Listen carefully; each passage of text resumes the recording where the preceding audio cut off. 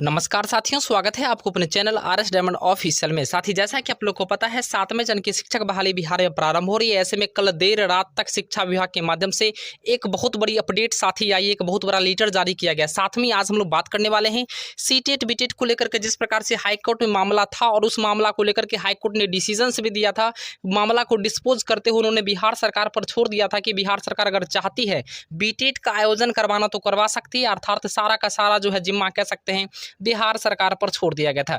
ऐसे में देर शाम तक जो है शिक्षा विभाग के माध्यम से एक बहुत बड़ी अपडेट आई है। साथ ही सीटेट बीटेट को लेकर के जो भी शिक्षक अभ्यर्थी वर्तमान समय में डीएलएड या बीएड कर रहे हैं, उनको लग रहा था कि 7th फेज से पहले बीटेट का एग्जाम होना चाहिए। ऐसे में विभाग यानी हाईकोर्ट के माध्यम से जो मामला को डिस्पोज करके बिहार सरकार पर छोड़ दिया गया था, अगर बिहार सरकार को अगर आवश्यकता है तो ले सकती है, अर्थात अगर आवश्यकता नहीं है तो उन पर डिपेंड करता है। तो कहीं ना कहीं बिहार सरकार का जो है 1 महीना का जो समय दिया गया था, इसके बाद जो है बिहार सरकार के माध्यम से एक बहुत बड़ी अपडेट एजुकेशन डिपार्टमेंट के माध्यम से लिया गया। ये साथी जानते हैं इसमें क्या कुछ है, और साथ में हम लोग बताने वाले हैं और साथ में जानने वाले हैं 7th फेज को लेकर के, 7वें चरण शिक्षक बहाली को लेकर के जो है प्राइमरी एजुकेशन के डायरेक्टर रवि प्रकाश सर के माध्यम से एक बहुत बड़ी अपडेट भी आई है, उसको भी जानने का प्रयास करेंगे इसी वीडियो में। तो साथ ही चलिए वीडियो को प्रारंभ करते हैं, लेकिन इससे पहले एक छोटा सा रिक्वेस्ट भी होगा आपसे, अगर आप चैनल पर नए हैं तो जरूर चैनल को सब्सक्राइब कर ले और बेल आइकन को जरूर प्रेस कर ले।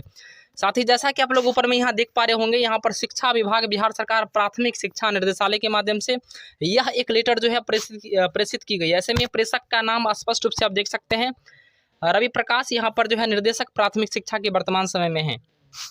ऐसे में जो सबसे बड़ी बातें हैं, साथ ही यहाँ पर लिखा गया है कि बिहार विद्यालय परीक्षा समिति को यह लेटर लिखा गया है, उनको भेजा गया। ऐसे में लिखा गया है विषय याचिका संख्या 4898। यह जो है याचिका संख्या जब हाईकोर्ट में मामला जब दर्ज हुआ था, वही यहाँ पर जो है याचिका संख्या दिया हुआ। माननीय उच्च न्यायालय पटना द्वारा पारित जो अध्यादेश था, जो न्यायाधीश था, उसी को लेकर के यहाँ पर जो है अपडेट की गई है।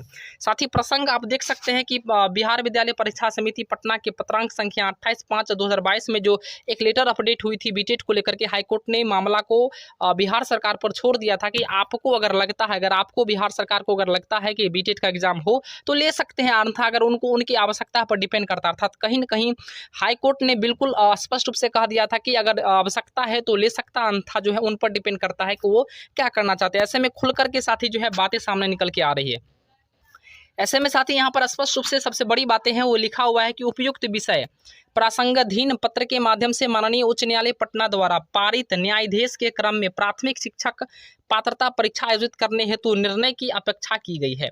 इस क्रम में अवगत कराना है कि अपर मुख्य सचिव का अध्यक्षता में शिक्षक पात्रता परीक्षा के संबंध में 26/4/2022 को आहूत बैठक में निर्णय लिया गया है कि बिहार पंचायत प्रारंभिक विद्यालय सेवा नियुक्ति प्रोन्नति या इसके अलावे जो है अन्य कोई स्थानांतरण के मामले हो या अनुशासनिक कार्रवाई एवं सेवा शर्त नियमावली 2020 में किए गए प्रावधानों के तहत शिक्षक नियुक्ति के लिए निर्धारित अर्हता में केंद्र अथवा बिहार सरकार द्वारा आयोजित शिक्षक पात्रता परीक्षा उत्तीर्ण प्राप्त होना शामिल है। यानी साथ ही यहाँ पे स्पष्ट रूप से कहा जा रहा है कि बिहार शिक्षक बहाली जो होती है उसमें स्पष्ट रूप से जो चूंकि वैसे भी आप लोग को पता है शिक्षा जो है समवर्ती सूची में आता है, और यहाँ पर सीटेट के अलावे बीटेट यानी दोनों एलिजिबल है बिहार शिक्षक बहाली में। चूंकि सीटेट भी केंद्र सरकार के द्वारा आयोजित की जाती है और बीटेट जो है बिहार राज्य सरकार के द्वारा आयोजित की जाती है, ऐसे में दोनों एलिजिबल है बिहार शिक्षक बहाली के लिए, कहीं से कोई दिक्कत नहीं है। बात यह आती है जब बीटेट के कुछ अभ्यर्थियों ने बीटेट की मांग को लेकर के जब क्लेम किया था हाईकोर्ट में, ऐसे में हाईकोर्ट के द्वारा जो डिसीजंस दी गई थी, जो मामला को डिस्पोज करके बिहार सरकार पर सारा का सारा जिम्मा सौंप दिया गया था, ऐसे में यहाँ पे स्पष्ट कहा जा रहा कि यहाँ पर जो है केंद्र सरकार द्वारा जो परीक्षा आयोजित की जाती है पात्रता परीक्षा, वो और राज्य सरकार द्वारा दोनों जो है इसमें जो है प्रतिबद्ध शामिल होते हैं। ऐसे में केंद्र सरकार द्वारा प्रत्येक वर्ष केंद्रीय शिक्षक पात्रता परीक्षा आयोजित होती है। उक्त स्थिति में राज्य सरकार द्वारा शिक्षक पात्रता परीक्षा अलग से आयोजित करने की आवश्यकता महसूस नहीं हो रही है। सबसे बड़ी बिंदु साथी यही है, यहाँ पे कहा जा रहा है कि केंद्र सरकार द्वारा प्रत्येक साल तो सीटेट का एग्जाम कंडक्ट ही करवाया जा रहा है। ऐसे में कहीं से कहीं ना कहीं बीटेट के एग्जाम को लेकर के कहीं से कोई आवश्यकता महसूस नहीं होती है। ऐसे में भविष्य में विभाग द्वारा आवश्यकता आधारित शिक्षक पात्रता परीक्षा आयोजित किए जाने पर विचार का निर्णय लिया जा सकता है। यानी साथ ही यहाँ पे कहा जा रहा है कि वर्तमान समय में किसी प्रकार की कोई आवश्यकता है ही नहीं बीटेट की। अगर आवश्यकता होती है तो भविष्य में इस प्रकार का एग्जाम लिया जा सकेगा, अर्थात अभी कोई आवश्यकता नहीं है। यहाँ पर साथ ही जो सबसे महत्वपूर्ण बिंदु और लिखा हुआ वो भी यहाँ पे देख लीजिए आप।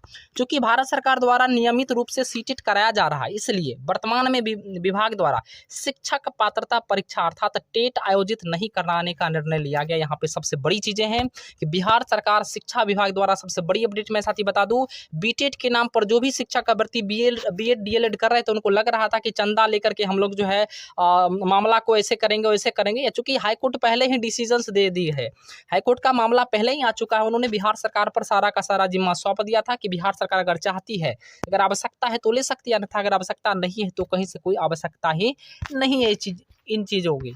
तो आइए साथ ही आखिर जो है इसमें हम लोग यानी फाइनली आप लोग बात को समझ गए होंगे। आइए जानते हैं अब जो है प्राथमिक शिक्षा के निर्देशक रवि प्रकाश सर का एक ट्वीट आया है जो 7th फेज वाले शिक्षक अभ्यर्थियों के लिए रास्ता को क्लियर करता है।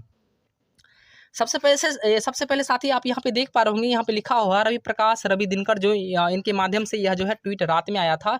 There has been considered decisions at the departmental level to not conduct BTET presently. यहाँ पे कहा जा रहा है डिपार्टमेंट के माध्यम से यह जो है डिसीजंस ली गई है कि वर्तमान समय में किसी प्रकार का बीटेट एग्जाम अब नहीं होने वाला है, चूंकि प्रत्येक साल जो है केंद्र सरकार द्वारा सीटेट का एग्जाम कंडक्ट कराया जा रहा है। ऐसे में केंद्र सरकार के माध्यम से और बिहार सरकार के माध्यम से दोनों जो शिक्षा वैसे संवर्ती सूची में आती है, अर्थात कहीं न कहीं दोनों एलिजिबल होते हैं 7th फेज के लिए, या कह सकते हैं बिहार शिक्षक बहाली के लिए। ऐसे में कहीं न कहीं अब जो है 7वें चरण में भाग लेने वाले शिक्षक अभ्यर्थियों के लिए सबसे बड़ी खुशखबरी है कि 7th फेज का रास्ता बिल्कुल क्लियर है, कहीं से कोई दिक्कत है ही नहीं। हाईकोर्ट ने भी इसको लेकर के अपडेट कर दिया था, उसके बाद बिहार सरकार पर सारा का सारा जिम्मा सौंप चुका था।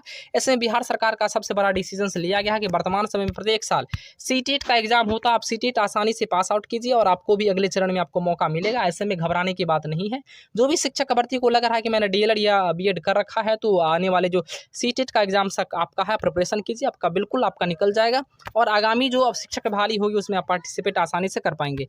ऐसे में वीडियो आपको ज़्यादा से ज़्यादा सभी लोग शेयर कीजिए। तब तक के लिए धन्यवाद। देखते रहिए आरएस डायमंड ऑफिशियल को। पुनः मैं आपके साथ मिलूंगा। जय हिंद जय भारत।